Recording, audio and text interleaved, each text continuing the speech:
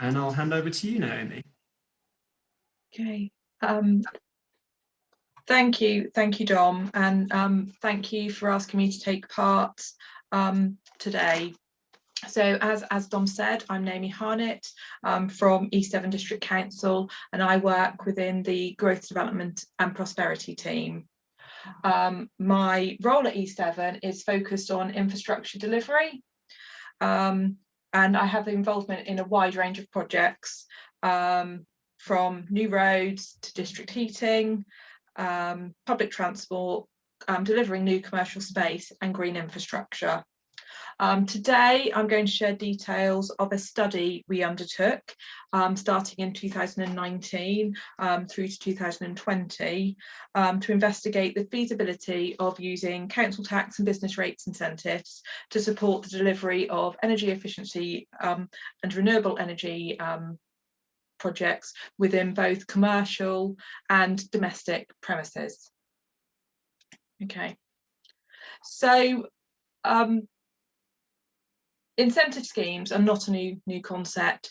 East Devon has operated an enterprise zone since 2017, but it's really important to understand how the scheme's going to be funded.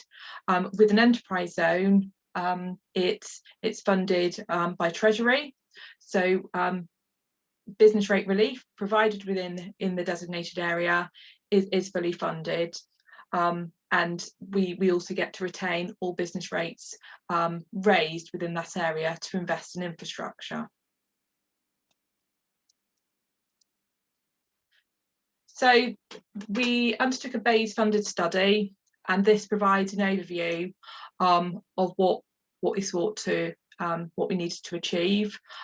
So it was to support BEIS to have an evidence base in looking at the viability and appetite of introducing council tax and business rates incentives, and to provide part of a comprehensive evidence base.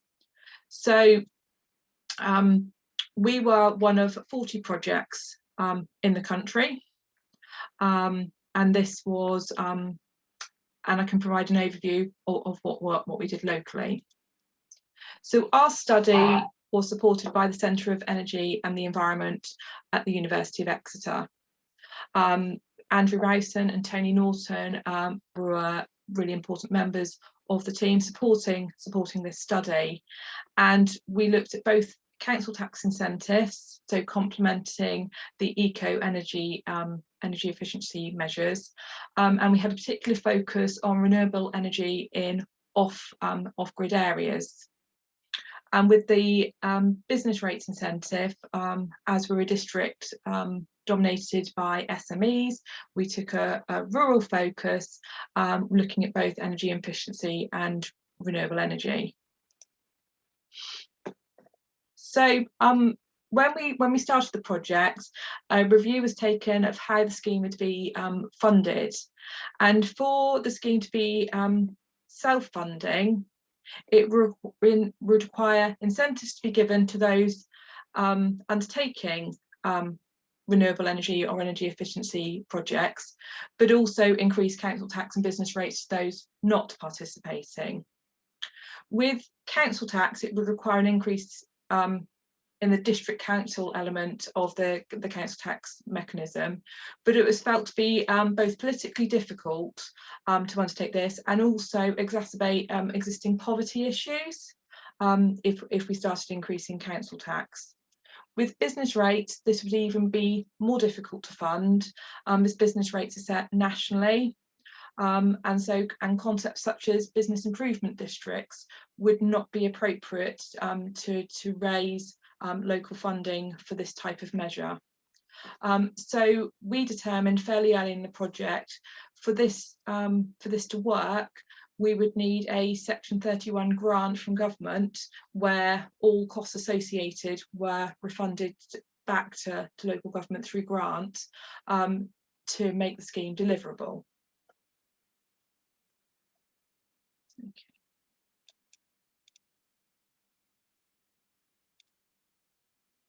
Okay, We also early on looked at similar concepts from elsewhere, and when we started the project we found that there were no other local authorities had a council tax relief scheme relating to energy, and business rates, there was only a few business rate schemes in Scotland related to provision of renewable energy generation and district heating.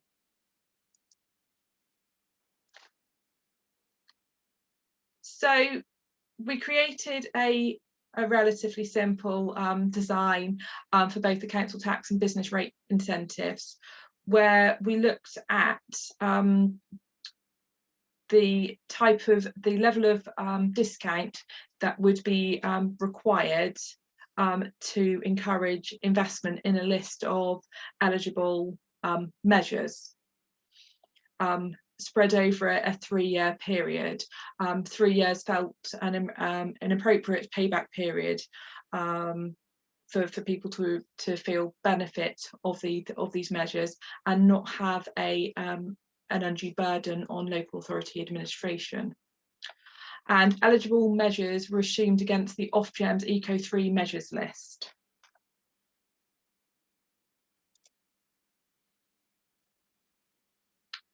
And so we could define the area for the case study. We undertook mapping within East Devon, looking at a range of premises, and we focused on the X Valley ward with about 1,000 homes which were suitable, and hope to achieve a 15% response rate. This area was also interesting because it included off-gas grid areas. And so survey work, with council tax, we focused on a single ward representative of the East Devon District, and we used NAMA statistics to help identify that area. And we avoided areas of protected landscape, such as the area of outstanding natural beauty or coastal areas, because they would create potential difficulties with planning permission for certain installations. And with business rates, due to our low density of businesses across the district, given our rural nature, we worked across the list of almost 7,000 premises, excluding those which were public sector, charities, empty, on gas grid, and inappropriate sites such as beach huts.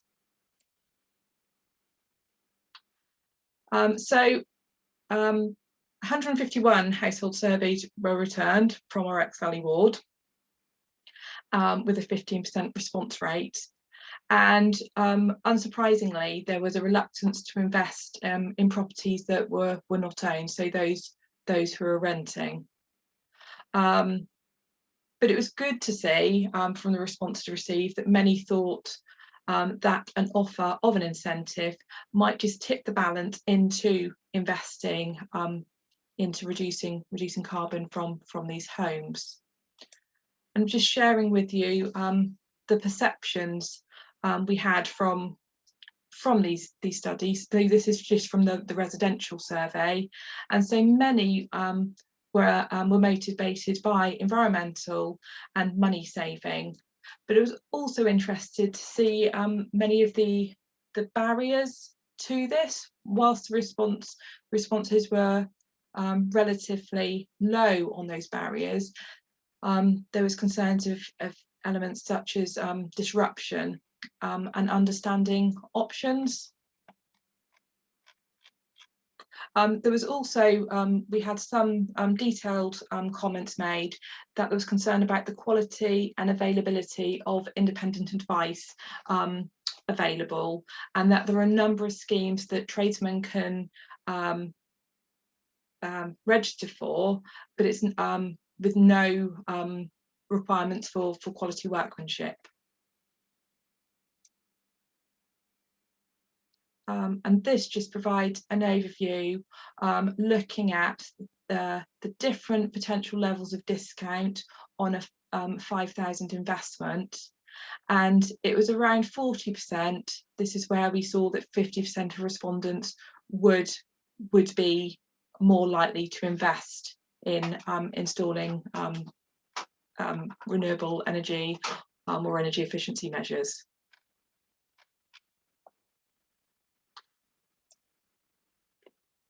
The business survey, as we predicted, had a much lower response rate, and also we did note that many businesses struggled to respond, as energy management usually falls out of the core activities, and it was quite difficult for small businesses to have dedicated staff or time to analyse data energy or address energy issues.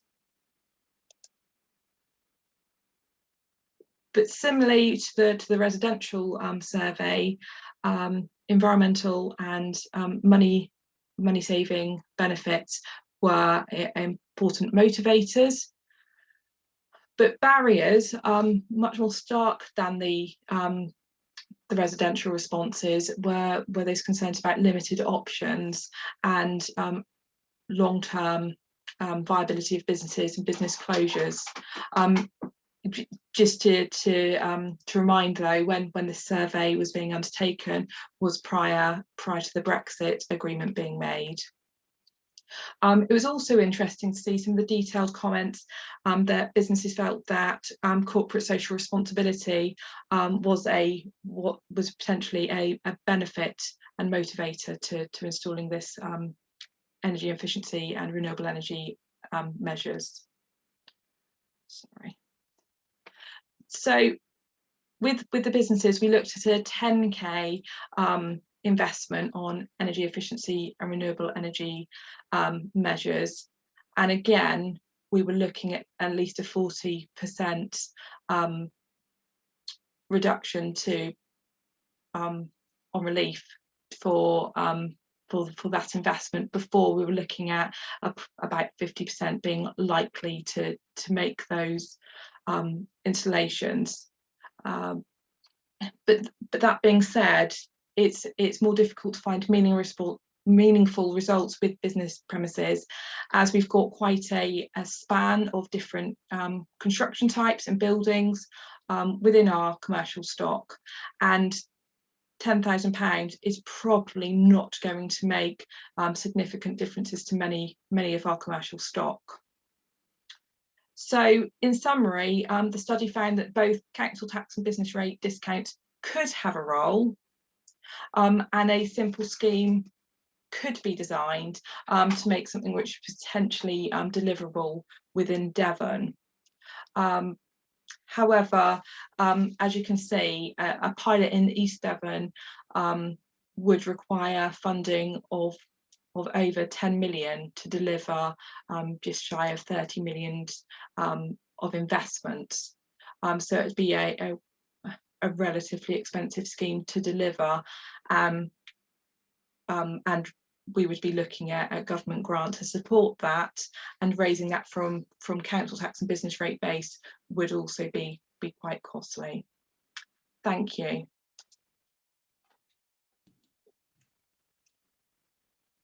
Okay.